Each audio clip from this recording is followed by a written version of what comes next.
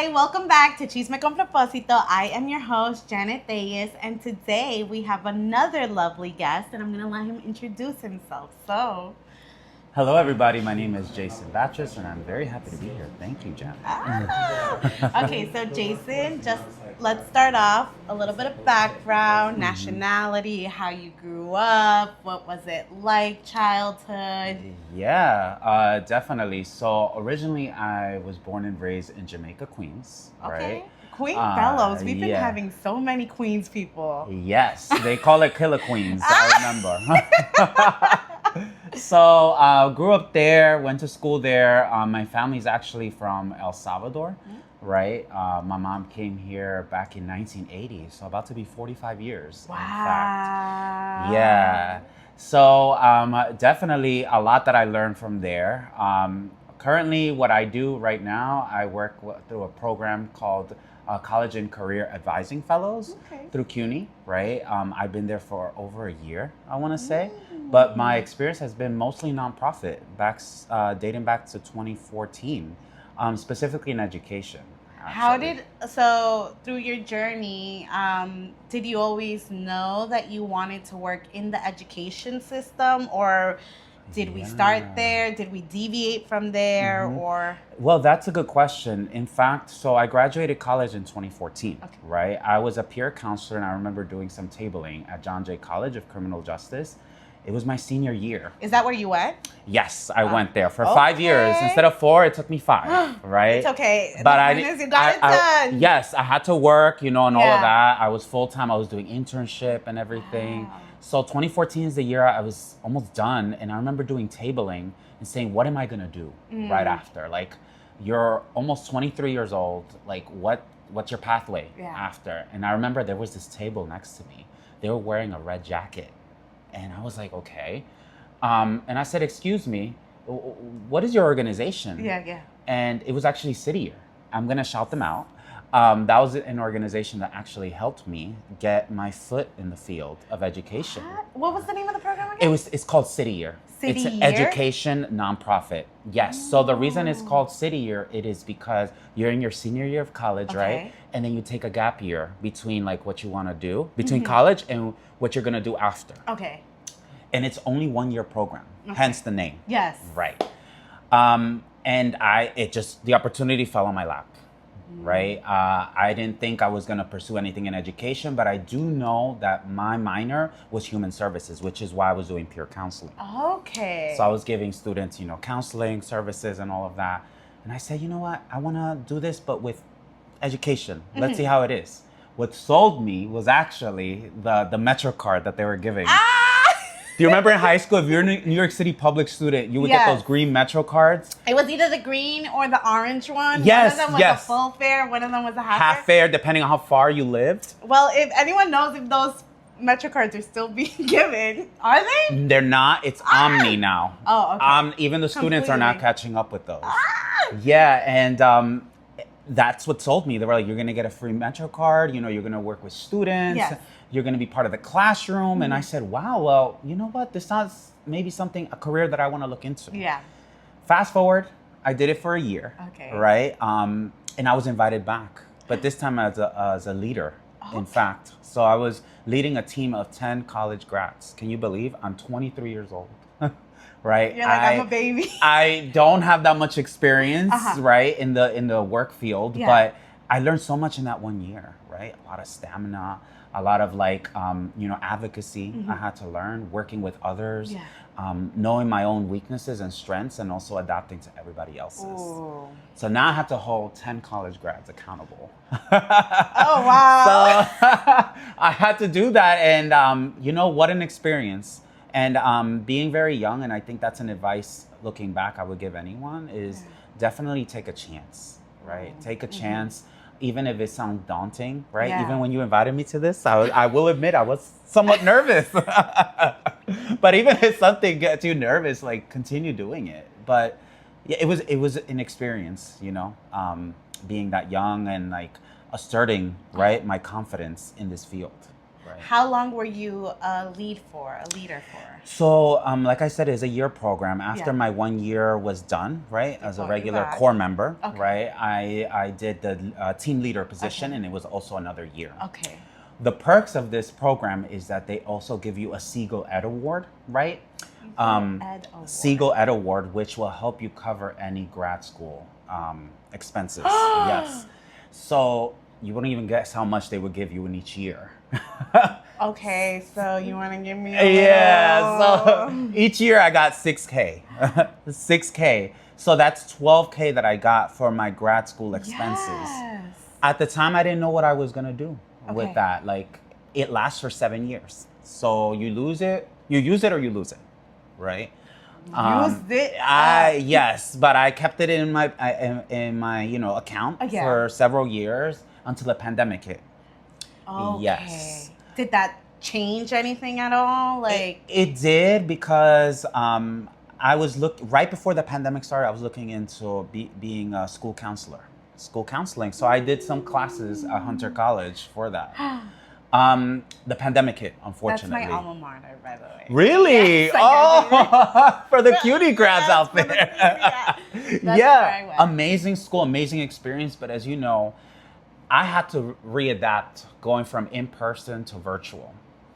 And also I was working, again, I'm not a DOE employee, but I was working, partner with the DOE. Okay. And I got to experience and even interview some of the school counselors. And being a counselor at that time is pretty difficult, right? A lot of, parents were going through a lot of, their job losses, Yes. family losses, and all of that. And I think that definitely took an emotional toll on me. And it shifted, back to your question, like what I wanted to do. Wow. So I had to reevaluate. And while I was grateful for all the awards that I got and everything, I don't think school counseling was for me. Okay. Right? And even now, like, we're past the pandemic. I think we're almost normal at this point. But it's not something that I want to pursue anymore. Okay. Right? But it is something that I learned a lot. We learned a lot about motivational interviewing Yeah. students and really, asking the right questions, right? Connecting with students. Like, all those skills I adapt to what I'm doing now, right?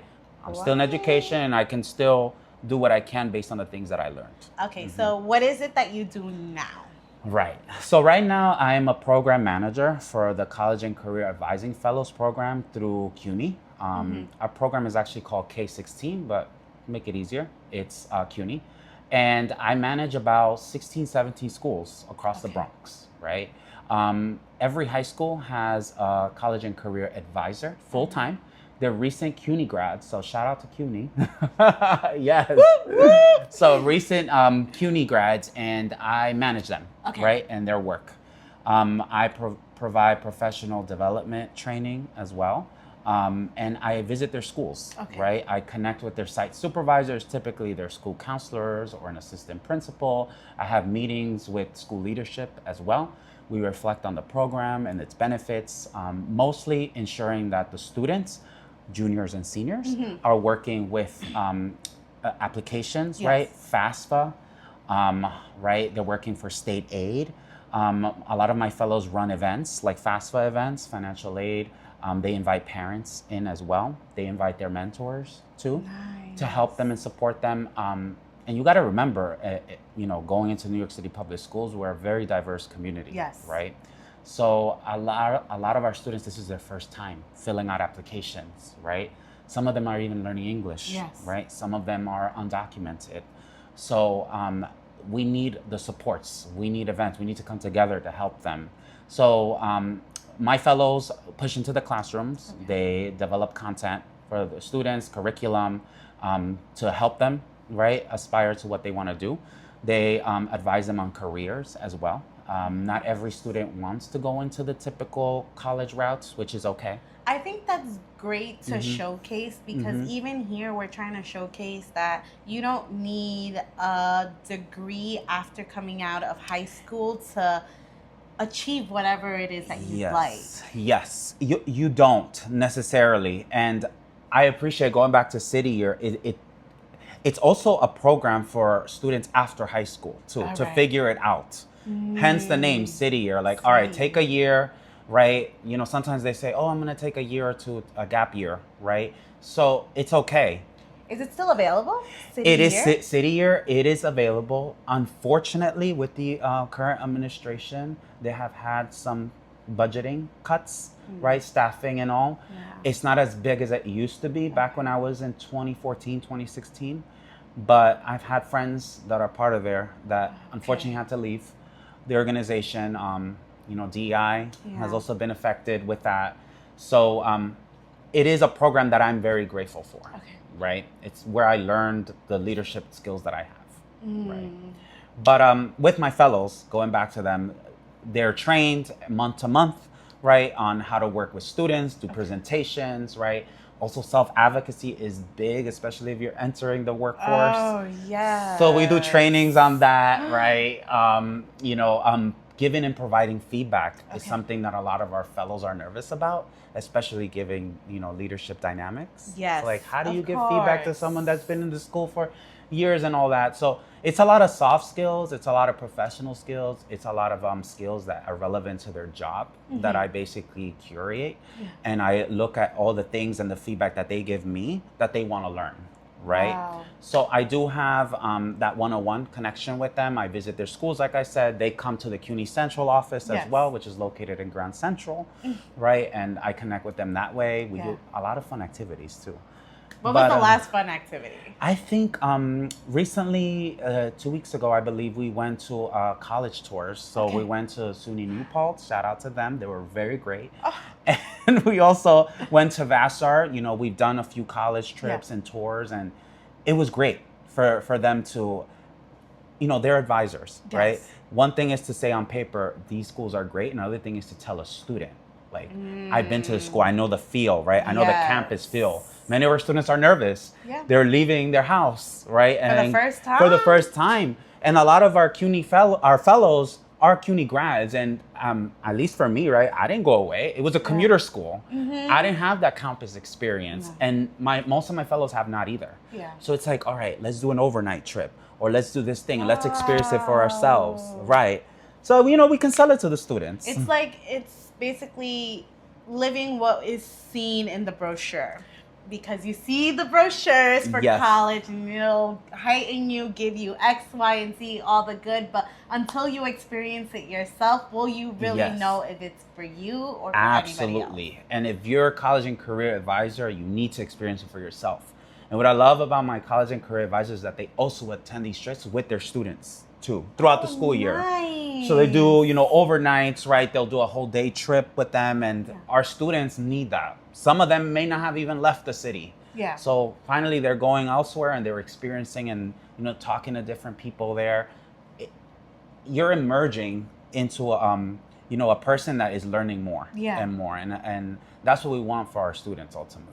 So is it for all schools in the 5 boroughs, or is it, how does it work? Yeah. Is it currently a small district of schools? Correct. So we're still in the toddler phase, if you will. So we're only about 4 years old.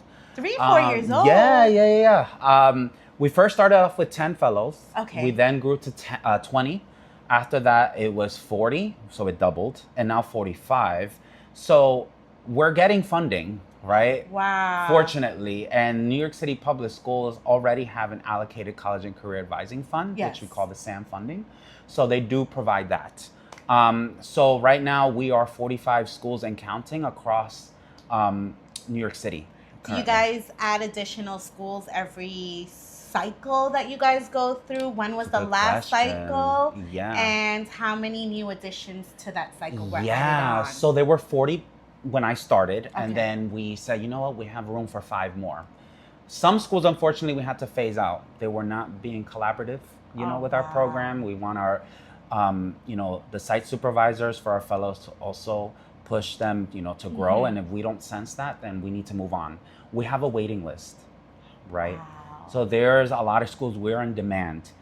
As you may already know, a lot of college advisors and even school counselors are inundated and flooded with a lot that they have to do. Mm-hmm. I've seen my sister. My sister's a guidance counselor. Yes. So. And shout out to your sister. She now has a fellow. Woo! How did that come about? So I know last year we went to a suicide awareness walk, Yes. actually, and I got to meet your sister finally, right? I feel like we mostly hang out, you and I. Yes. We see each other at least once or twice a year. Annually, Usually for Religiously, Pride. yes. But this time it's for a cause too, and of course Pride is a cause in Yes. itself. But I got to know your sister, and she got to tell me a little bit about her work, and I love meeting people in different careers or similar careers, and I can tell. She told me she would appreciate additional support. Yeah. I wasted no time to speak to my director and put her in line, and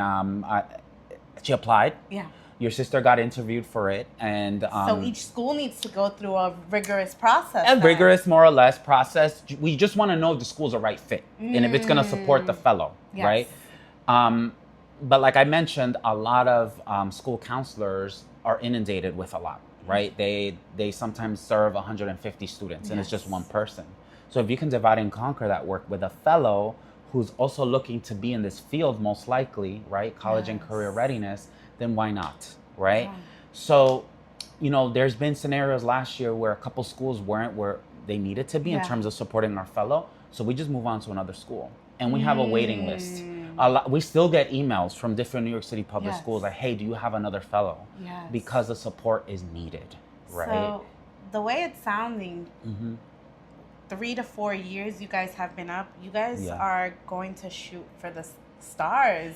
Yes, we are hoping to be more, right? I mean, we're trying to be cautious right now, which is why we grew course. from 40 to 45 as opposed to like 40 to 80. Like, No. we're trying to be realistic Slow too. and steady wins the race as well. Exactly, slow and steady. And I mean, people want to see Yeah. college and career funding. They want to see students have a plan, Yes. right?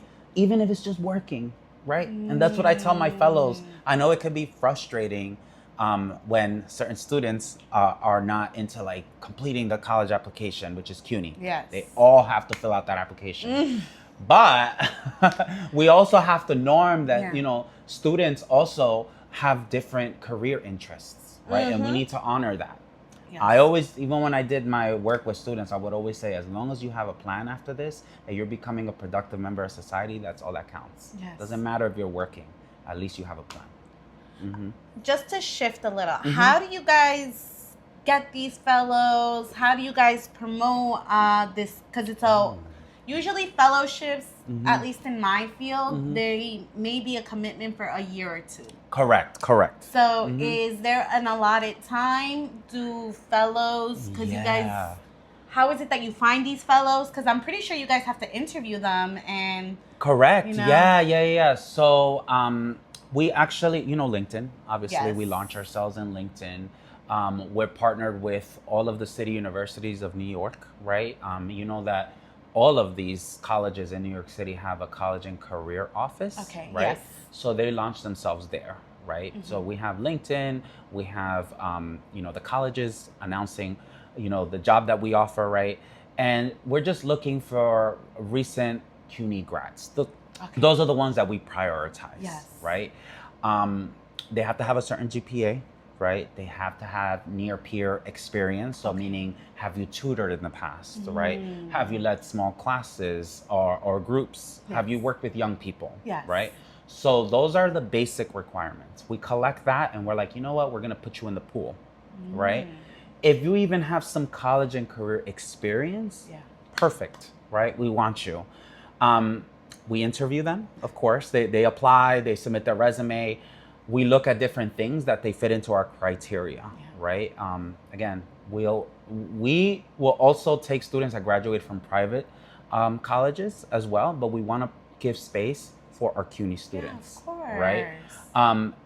And what I love about it is that we're very diverse too, right? The ratio of our racial, diversity is representative of the students that we serve, right? So we also prioritize if you speak Spanish, right? Oh, wow. Bengali, Yeah. other languages, right? We want our advisors to be able to communicate. It shouldn't be the only thing, obviously, but a lot of our college and career fellows, they have a lot of experience, right? Personal experience that they bring to the table Yeah. when they're supporting our students, right? And they connect with them more, especially first generation. A lot of my fellows are first generation. And that's what I can relate to as Same. well. Yeah. Same. So a lot of like, being the first in your family, the first one even making a salary, right? That's been my Wow. experience, right? So those are things that they bring to the table when they're supporting the students. These conversations naturally come up when they're having advising. Like, what are you interested in? Especially when they're writing their college essays, the students. A lot of that personal stuff comes out. Yeah. And that's when like our fellows relate. Like, you know what? Like, thank you for sharing that. I know it Yes. takes a lot, but also this was my experience too. Yeah. And I'm able to come up in the other side of it, and I know you will too. Yeah. So I think that's very important. I think it's always important for young individuals to see themselves with whoever they speak with, like their Yes. college advisors or any of that. They definitely connect on a more deeper level than someone. Because for me personally, being a first generation like yourself, navigating through what you want to do in your career and being like, okay, well, how do I get there? I've never seen it happen in my household. Yes. How do I pursue it? And just going about it and doing the research. Yours started from a simple question next door from people wearing red jackets that led to a wonderful start to your career. You're right. Yeah. And mine, on the other hand, I had to go in and research these things because applying to pharmacy school, medical school, and all that, I was like, what am I doing here? I didn't even know how to send a proper transcript. Thank you, Parchment. I didn't even know how to send a proper transcript and just leaning towards that. And honestly, I can see why it's important to have fellows in there to guide individuals through even the application, the FAFSA application, how overwhelming that can be. Very daunting. And sadly for some of our students, that's when they find out about their status. Some of them, right? Or some of them have known, but it's just an awkward conversation. Yeah. Some of our families also don't even feel comfortable submitting any documentation to support the FAFSA because of fear by ICE, let's put it there, right? Some families have stopped talking to our fellows because of it, right? And that has affected somewhat our FAFSA numbers because of this population. So it's a very sensitive topic. Yeah. It brings up a lot of fears, a lot of feelings.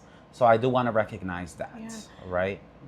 Are there scholarships out there for individuals who are undocumented, who are unfortunately were not able to get DACA status or anything to allow them to pursue? Yes. So CUNY, we're known notably for our Jose Peralta scholarship, right? Jose Peralta. Peralta scholarship. So we have funding here in the state, in the city, that our students can go apply for, right? We have the DREAM Act application, right, that we have our students apply to. And we also have a host of different websites. I'm actually, because I'm professional development and I'm in charge of resources at my job, I have a website that's like a search engine for undocumented students. And I have that website so that my fellows can share that with their students. Wow. They physically share that with them when they meet with them, or they upload it to Google Classroom, right, that we have, and that way they can access, right? What I want to say is that, again, this topic is very sensitive, right? Our fellows typically will do like a whole class discussion around like FAFSA and application, and they also try their best to insert like a few slides on undocumented status without singling anyone out. Yes. Right? Whether the student knows themselves or even some of them, it comes up just because you got to verify Social Security, you got to verify this, and it's a tough conversation to have with families, right? And we have those resources available for, our students. We even have guides too of how to apply for the DREAM Act, right? But these sort of applications definitely deserve TLC, right? Handle with care, right? sensitive topics do come up, right? Including like household information. And, we want to be very sensitive to that. And we're never going to pressure any parents to submit information just because we need to meet our goal, right? Yeah, Every of course school not. in our program has goals to meet when it comes to FAFSA submissions. But we understand that the climate that we're in, the influx that we're having, a lot of our students are, newly arrivals, right? So we can't always meet those goals that we And have. even now, I think it's very scary if it's a scary world right now Correct. to be living undocumented. Yes. With everything that is going on, just to be honest. But to be able to provide resources to your kids and your Yes. students is so fundamental to Fundamental. their growth, to Yes. how they will pivot in the future. And it's so important how these fellows can play an integral role into these individuals, every student they come across. So it's so important that they are well aware. Yes. And it's something that I wish I had growing up, right? My college, application process, first of all, I wish I could talk to myself back then. I don't think I was as thoughtful in my application process, and I wish I had more knowledge on things. I wasn't the best student in high school. I wasn't in the 80s GPA. I was more in the 70s, but there were still opportunities for me to pursue other colleges than John Jay. And by the way, shout out to John Jay. I learned so much. But I know I had other, opportunities out there too that I could have attached to John Jay as well. And that's what I'm very proud that we have this platform that we're like, you know what? We have all these resources, all this knowledge, right? Dump all that knowledge to our students, right? At the end of the day, I don't want students saying no one was there to help me or no one showed me these resources. It's all about knowledge, right? I know in different communities, knowledge is more explicit. Yes. And for us, we strive to make it as explicit as possible, right? We have mentorships. I was part of a mentorship organization myself.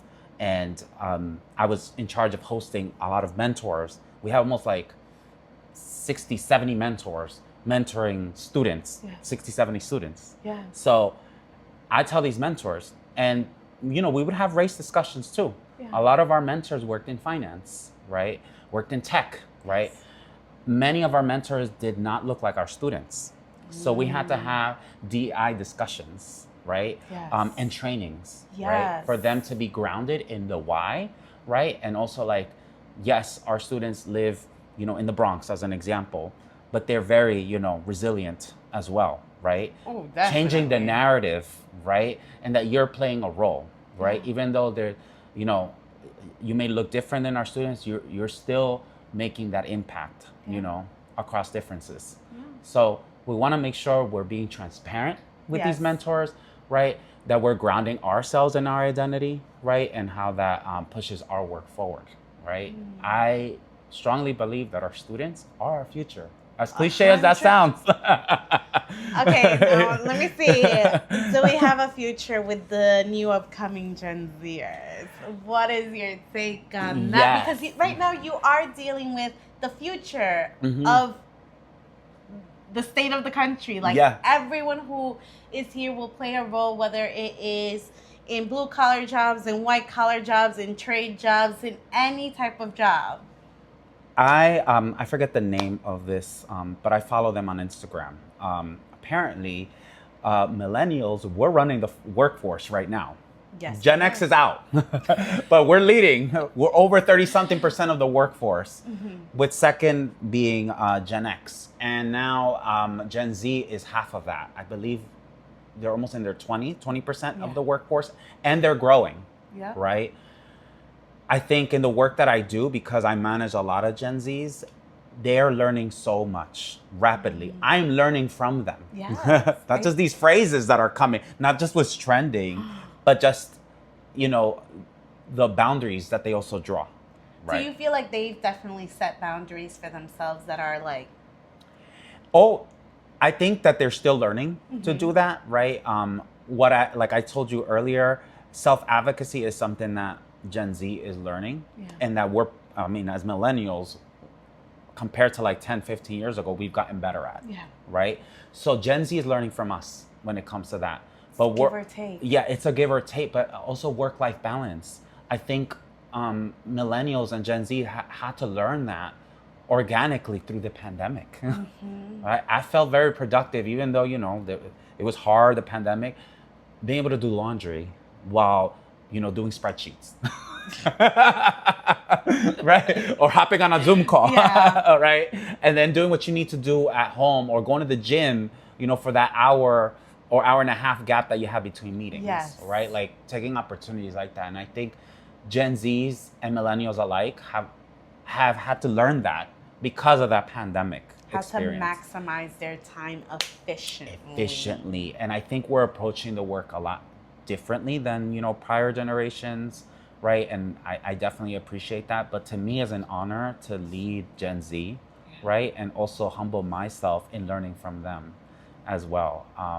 So it is an incredible experience. I don't think 10 years ago, if you asked me like, you'd be leading, you'd be mentoring the next generation, I don't know how I would answer that. But I think right now I'm going through it right now. I haven't, finished that experience. There's still more that I need to learn, but yeah. So you feel like a lot of your fellows or even us, because it can happen to anybody, and I'm pretty sure I'm going to go through it, and I'm slightly going through it, imposter syndrome, because being the student and now going on, in my case, taking care of patient medications, that's like a whole drastic change.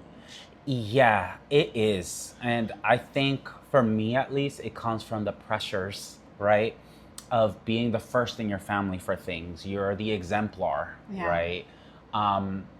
The other day I was thinking, I didn't really have a template, if you will. You know how I love template. I didn't really have a template of how to do X, Y, Z, right? Especially in the professional field, right?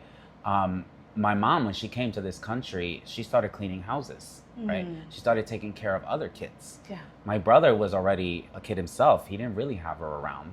So she was more in survival mode, making sure, Of course. we all worked. Literally, she was scrubbing and all that, but also managing being a mom, right? Not knowing English as well.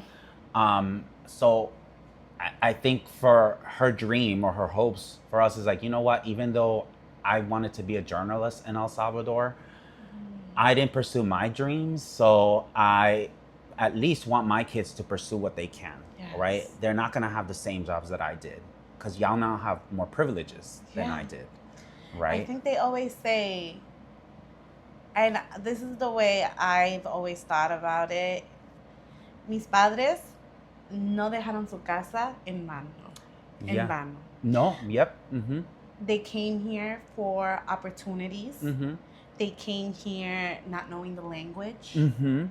And they put themselves through the ringer. Of putting their kids' clothes on their back, food on the table, rent paid at all costs, on top of being a parent of not just 1, 2, 3 other families, bigger families, but allowing them to be like, you can do this. And I think that's the most beautiful thing a son or a daughter can do for their parents is to fulfill their dreams. And I think it just makes me reflect on the fact that I already mentioned, sometimes I feel a little anxious about, am I doing this right? Am I, satisfying what, is left of my career to do? And now I can't help but wonder, as you were saying that, like with my mom, how many times she felt if she was a good parent? How many times she felt, are my sacrifices in vain, right? And all of that. I've heard a lot of her saying that. So it just, and I was with her just yesterday at the beach. We talked, about things from the past and everything. But one of the things I did say is like, thank you, right? For one, not giving up on us. You were a single parent. You had to be mom, dad, and you had to be a nurse, everything under the sun. And I even remember saying, now, Mom, that advice that you would give me about save money on XYZ, those little things add up. Turn off the light when you leave the room, right? Don't use too much paper towel. You can use, like I say, as an adult, I live on my own now. Mhm. I'm doing those things because you whispered in my ear, and now it's like in the back of my Yeah. head. But all to say that, you know, right now, I am first generation, the first in my family to graduate, the first in my family, you know, to make a salary, right? The first in my family for a lot of things. And my sisters who are younger than me are, when they go to grad school and they're applying for loans, like they come to me and ask me like how to do taxes and all that. So a lot of it is like, I feel like I'm being a good, you know, brother and all, but in the professional field, I'm still learning. Even Yeah. now, I don't have it all figured out 100%. I don't think we all ever Yeah. will have Yeah. it figured out Mhm. because we're living life a day at a time. Yeah, yeah, And whatever struggles happen that day, we come up, we problem solve, we use our critical thinking, Mhm. and then, You're okay, the right. day is over, let's move on to the next day. Yeah, And then do that all over. I think we're creatures. We're Uh-huh. not creatures of habit. Some of Yeah. us may be, Uh-huh. but we continuously learn. Like you said, you're learning from Gen Zers. They're learning. We have to come together. Yeah, yeah. Because who else is gonna keep us up to trend with these lingos or any? I know my Mhm. sister. Well, she's a guidance counselor. She's gonna keep me up to date all my life. She is. But- Mhm. She's working with Gen Alphas Yeah. now.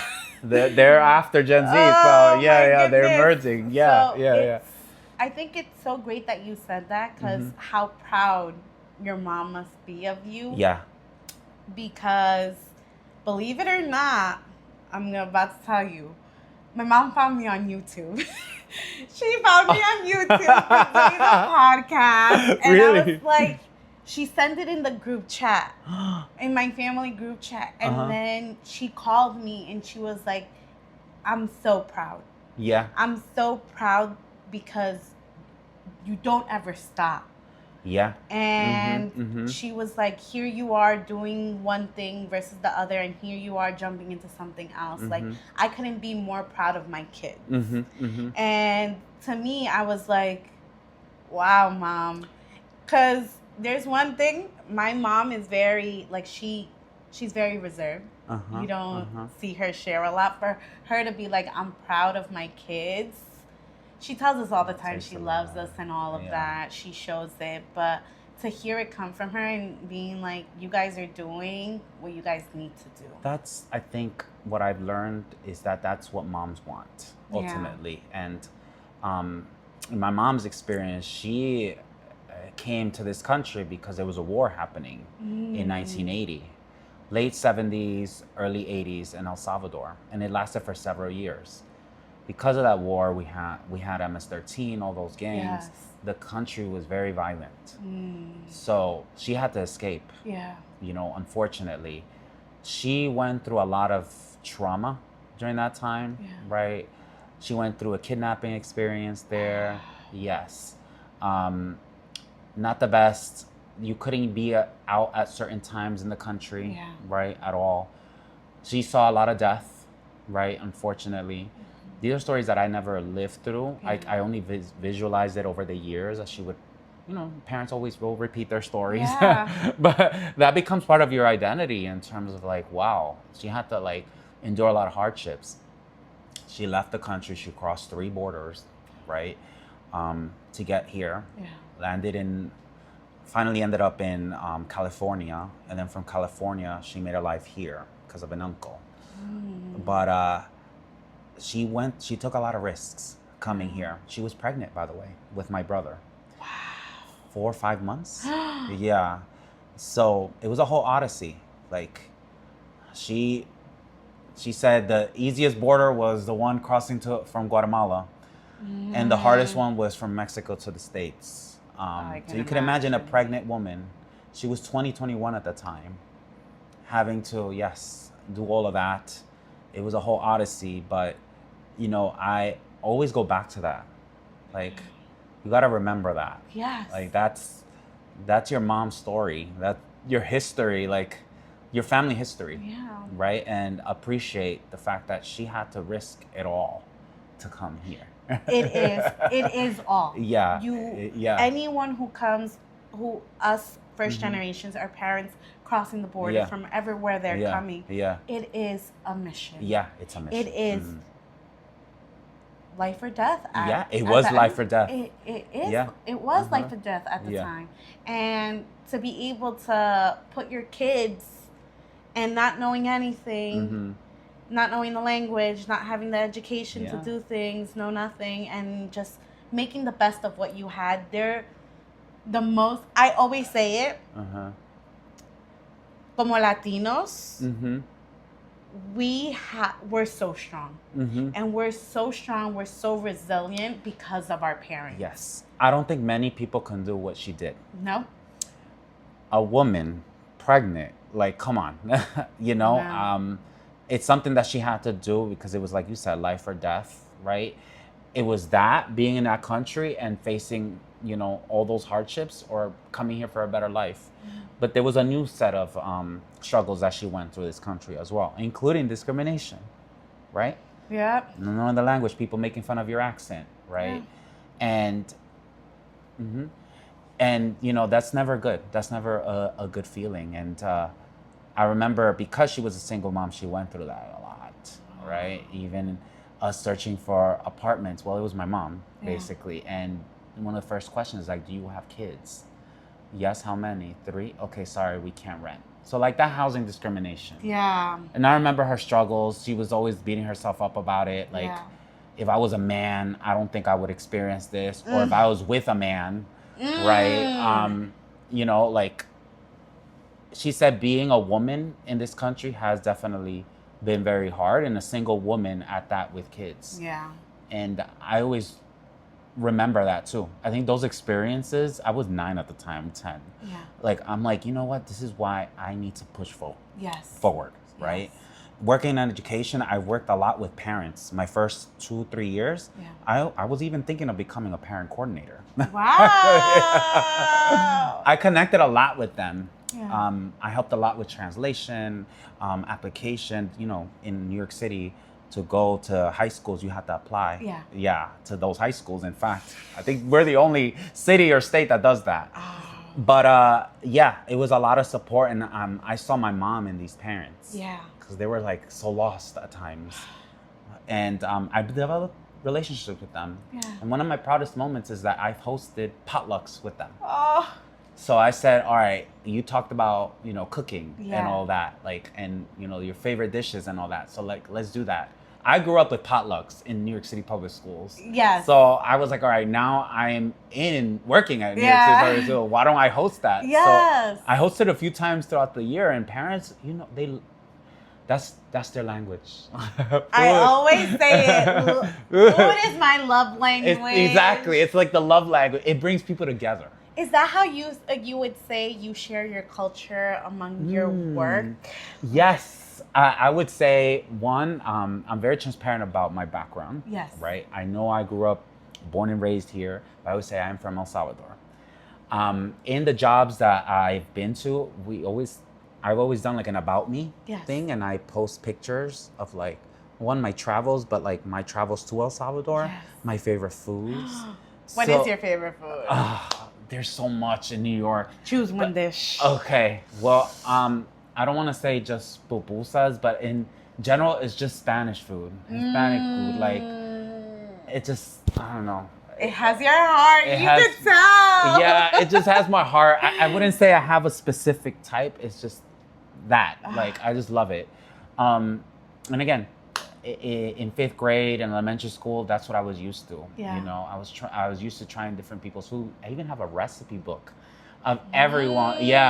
Of everyone in my 5th grade class that we put recipes together. From 5th grade? Yeah, from 5th grade. We made it was a project, and we stapled it together into a book. And it has foods from all over. Like, yeah, food from India, Greece, right? We have Guatemala, El Salvador. Like, you have foods from all over, and I appreciate that. Like, The chicken biryani is diversity. good. Yeah, Ooh. chicken biryani. Yeah. Oh my God. We love every type of food. But I do have a question for you, like, before we come to a close. Number one, for anyone who is wants to get into this career path in mhm, educating mhm, or in being a counselor or a fellow or looking into it, what advice would you give them? mhm. What échale ganas quotes would you have for yourself and to give to Yeah. everybody? I would just say take a risk and take space, right? Mm, Um, risk, as long as we're living, we're always going to have to do that, yeah. right? To put ourselves out there. And by taking space, what I basically mean by that is like make your voice heard, right? Reach into the inner parts of you and like why you want to do this, Yeah. right? There's always going to be a reason why we do what we do, right? And always think back to your identity, Okay. right? Tie it back. And if those things sound true to you, then do it. Take that space, take that mic, right? Don't ever feel, and it's inevitable. We all have, imposter syndrome. But like by you taking that risk, you're being a role model for others as well. So at already 35 years old, I know I'm very happy of the things that I've accomplished, but I know there's things that I'm still going to accomplish later on. So yeah, don't ever forget, take that space. Don't let anybody dim your light. So that's my suggestion. Guys, thank you, thank you, thank you for coming back for another episode. We will see you in 2 weeks for another episode. Bye bye.